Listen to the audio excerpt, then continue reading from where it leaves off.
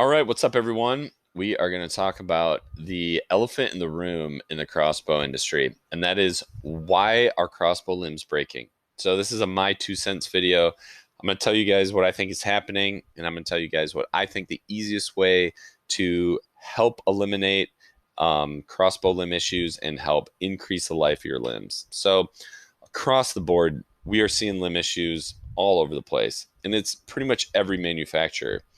If you get on a Facebook page, a forum, Instagram, did some Google searching, you're going to see limb issues from Barnett, Killer Instinct, Centerpoint, Wicked Ridge, Excalibur, Carbon Express. The list goes on and on. And a lot of those limb issues are in bows that are in that like sub $500 category.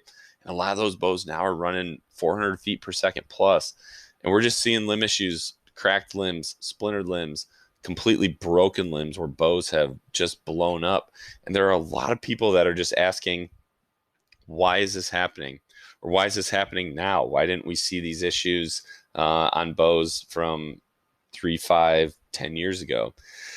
I think a lot has to do with the fact that there are more people buying crossbows now than ever before. I mean, the market for crossbows has just absolutely skyrocketed.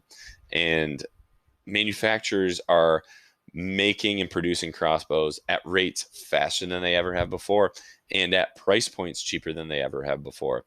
I mean, the fact that you can get a crossbow now that shoots 400 plus feet per second for 200 to 250 bucks. I mean, 5 or 10 years ago, that would seem absolutely insane.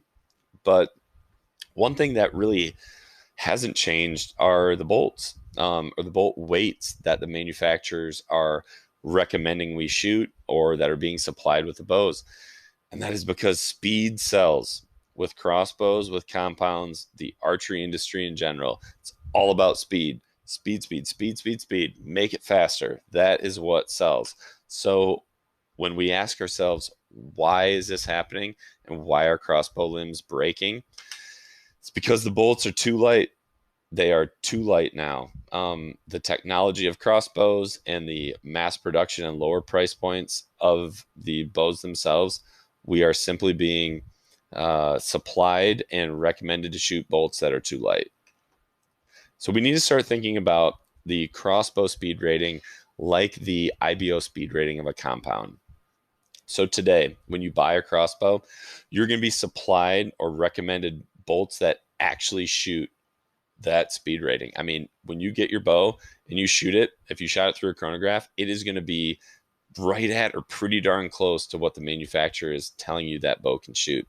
With a compound bow, there are not many, if any, bow hunters with hunting setups that are actually hitting that IBO speed rating. And granted, there are other variables in a compound that don't apply to a crossbow, like the draw length of the shooter, the draw weight that the shooter is comfortable shooting. But I would venture to say there are not very many compound bow hunters that expect to go into the woods with a hunting setup and shoot that IBO speed rating. And I think that's how crossbow hunters kind of need to start thinking. So really the solution is buy heavier bolts or make the bolts from the manufacturer heavier. So we've done quite a bit of tinkering, and these are kind of my numbers and my recommendations from the bows that we've shot and the bolts that we've played with. So I personally think that a crossbow that shoots over 375 feet per second, which is the majority, if not all of the crossbows today, should be shooting a bolt that weighs 450 grains or more. And personally, I like bolts, and we've had a lot of success with bolts that are over 500 grains in that 375 plus feet per second category. And there are a lot of benefits to shooting a heavier bolt. The biggest one is more momentum, and more momentum means increased penetration. And we all know penetration is the number one factor in harvesting game. But you're also going to get less noise, you're going to get less shock, and you're going to get less vibration. And that is because your bow is required to send more energy into that bolt and less excess energy being distributed throughout the bow. So less excess energy being soaked up by your limbs or just your bow in general. That's all going to attribute to extended limb life. So this example, this is from our Ranch Fairy crossbow bolt tuning video 1.0. Love the Ranch Fairy. We did all of his stuff on our compounds, so we translated it to our crossbows. So this example is with a Killer Instinct Ripper 415, rated at 415 feet per second. The supplied bolts that came with that bow were 390 grains, and that was including the 100 grain point.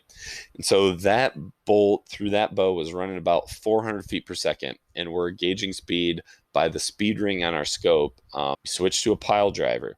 We started doing the Ranch Fairy tuning through paper, and adding weight until we got to a point where that bolt was shooting perfect bullet holes through paper. We found a 200 grain point worked the best.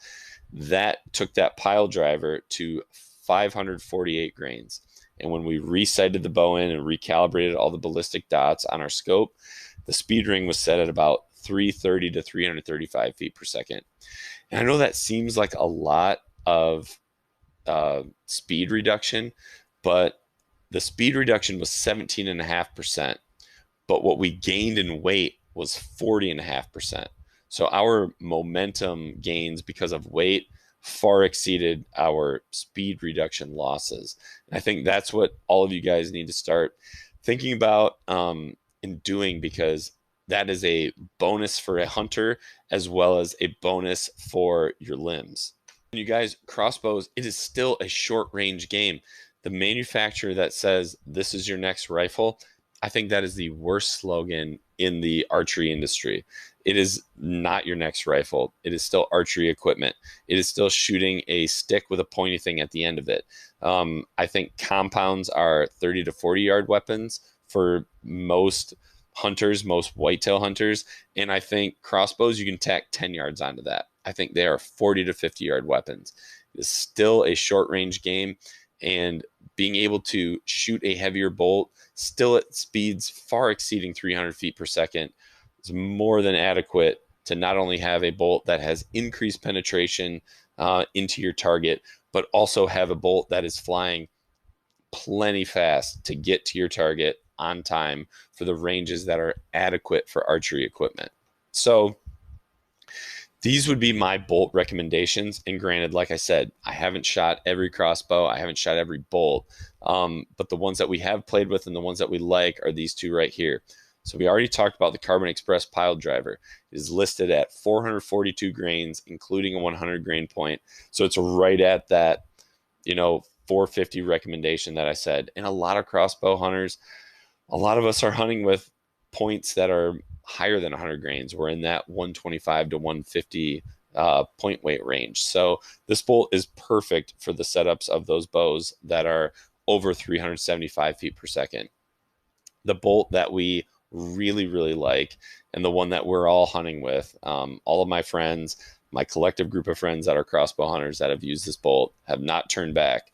The Sirius Phoenix. It's a 22-inch bolt, which works fine out of bows that shoot 20-inch bolts, and we just absolutely love it. So it is a 481 grain bolt with a 100 grain point. So obviously going up to that 125 or 150 grain point, or above that 500 grain category. Both of these I think are great.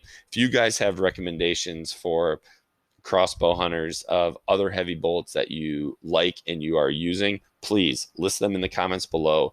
But really, you guys, where the market's at, where these bows are at and their technology and their price points, we've got to start shooting heavier bolts and lowering that speed, but increasing our momentum to ultimately have a better hunting setup and increase the life of our limbs.